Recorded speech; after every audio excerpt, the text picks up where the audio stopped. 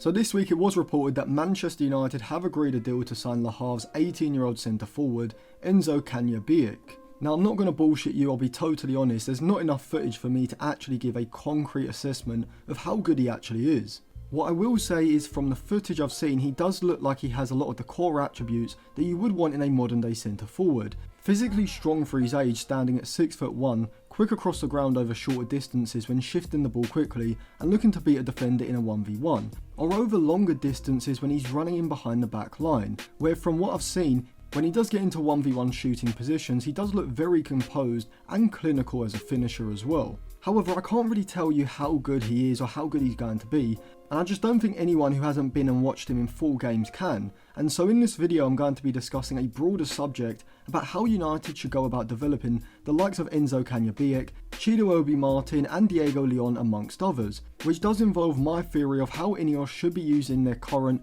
and potentially expanded multi-club network. But before I show you that, a quick reminder, if you do want to pick up any cheap, good quality football jerseys, go over to dragonjersey.com. They've got a variety of different current season and retro jerseys, with this 2008-2009 Barcelona jersey from the year that Pep won his first Champions League being one of my favourites on the site. Depending on where you live, you can get 7 to 12 day delivery time as well as a 30-day money back guarantee, but if you do want to check out any of the details before you buy, their WhatsApp and email are also on the site. If you use code Atlantis at checkout, you'll get a 10% discount for a limited time, so I'll leave it linked in the description and in the comment section below. So I think the Manchester United fan base should forget about players like Kana-Biyik, Obi-Martin and Diego Leon. Now by forget I don't mean completely wipe them from their memory, not keep up to date with how they're doing, or never talk about them again. When I say forget, I'm referring to the first team. See, I do like the signings of Kana-Biyik, Obi-Martin and Diego Leon, and I even suggested Diego Leon back at the start of the season before United were even linked with him. However, I just think it's far too soon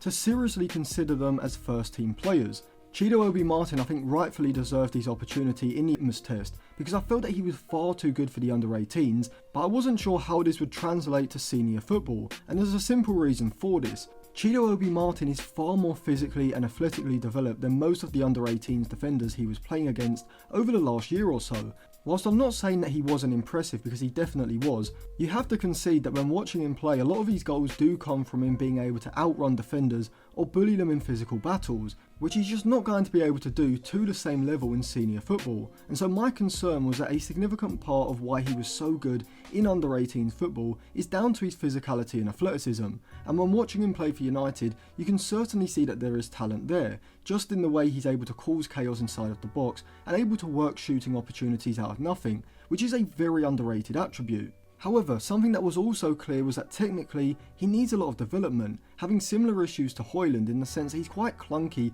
and can be quite inefficient with his touches and layoffs, and at the moment I don't think you can realistically expect him to lead the line for United for a significant period. Really and truly, he's an impact player off the bench who can come on for the last 15 to 20 minutes when United need a goal and cause problems inside of the box with his physicality and potentially work a shooting opportunity to get a goal. However, I don't think this is best for his long-term development. Personally, I think Obi-Martin has to go on loan somewhere where he can't be as reliant on his physicality and pace, having to develop his back-to-goal link play and all-round technical ability. I mean, realistically, United should be signing a starting centre-forward as an upgrade on Højlund, with Xerxes being a stylistic alternative, playing more as a false 9, offering something different in a partnership with Cunha, and then more of a experienced veteran striker, either a target man or a poacher, ideally someone like Patrick Schick, maybe in Nasiri on a loan, or for a reasonably low fee, or even someone on a free or a minimal transfer like Vardy or Welbeck, playing the role of a third choice striker throughout the season. In terms of the leagues that Obi-Martin could potentially go to, I think maybe Ligue 2 or Bundesliga 2 could be good options, where unlike in the under 21s or under 18s, he's not going to have the same physicality advantage, but also at that level, depending on the club he goes to, he should be guaranteed significant game time from week to week. The concern I have about sending him and other young players on loan to either League 1 or League 2 is that we've seen United send talented youngsters to the lower leagues and barely get any game time. Maxi Oyedele is a perfect example. In the second half of last season, Oyedele played just 4 games for Forest Green, who under Troy Deeney and then Steve Cottrell finished bottom of League 2, with Oyedele having his 6-month loan deal cut short and returning after just 2 months. Yet Oyedele this season has put in some fantastic performances in the UEFA Conference League, including against Chelsea at Stamford Bridge. I mean, you're seriously telling me that Oyedele wasn't good enough to get into Forest Green's starting 11 when they were bottom of League 2, and then not even a year later he's putting in the sort of performances that we have seen him put in for Legia Warsaw. And I am working on a video looking at whether United should consider triggering his buyback clause, so if you do want to see that video, make sure you subscribe to the channel. But in regards to these ridiculous loan deals, we've also seen it this season with Ethan Wheatley at Warsaw,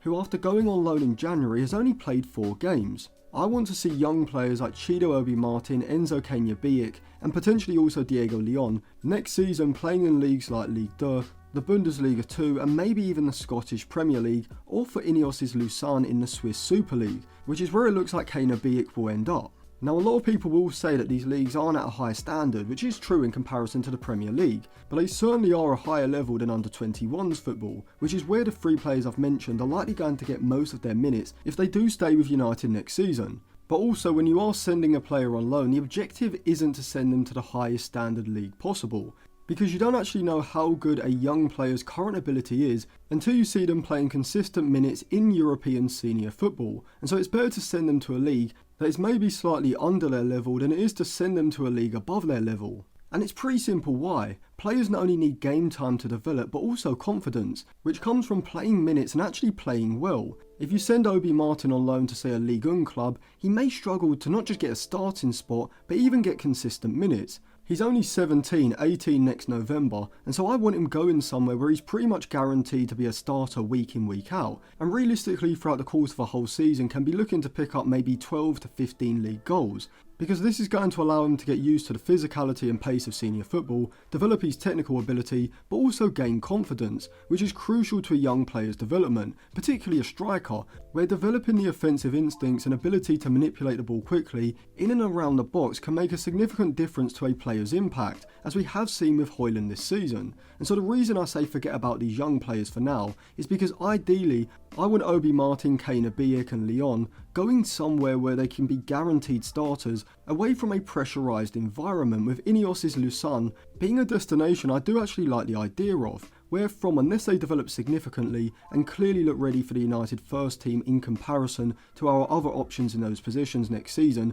they can then at the ages of 18 or 19 go on loan to somewhere like Ligue 1, the Belgian Pro League or the Bundesliga, with that loan being designed to get them up to speed to return to Manchester United and the Premier League the following season for the start of the 27-28 season at the ages of maybe 19 or 20. And this is where a well-structured multi-club network would come into play, and we've seen both the City Group and Red Bull do this incredibly effectively with players like Savinho, Sesko and Konrad Laimer to name a few. Ineos already have Lausanne Sport in Switzerland, which I think is a pretty good place to send young players like the 3 I've mentioned in this video, who are either 17 or 18 and have only recently been promoted from the under-18s, or players like Diego Leon, who hasn't even played in Europe before. Switzerland is also a pretty chill environment, culturally players shouldn't have a problem fitting in there, and there isn't even the sort of pressure that you would get playing for even a Ligue 2 or a Bundesliga 2 side. I also think maybe a side in the Scottish Premier League like St Mirren could be a good shout. You have got the Sir Alex Ferguson link and it's kind of similar to League 1 or League 2, just a bit less chaotic. Even an MLS club could be a good option, as I think a lot of young players would relish the opportunity to go to the States,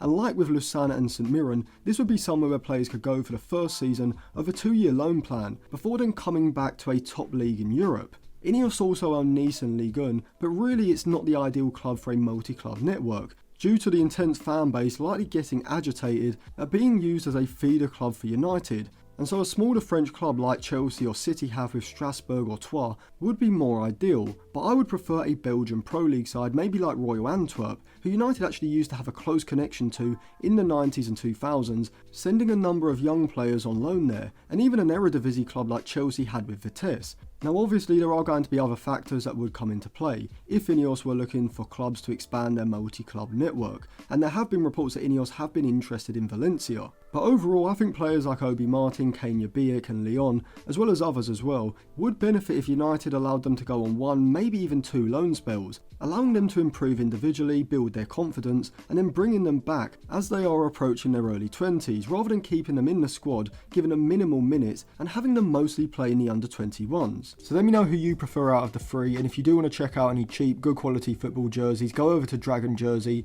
You can also use code Atlantis at checkout to get a discount. I'll leave a link in the description and comment section below, and if you do want to sign up to my Patreon to read my articles, you can get a 7-day free trial, or sign up to the group chat and get that included as well. I'll leave it on the end screen now alongside another video.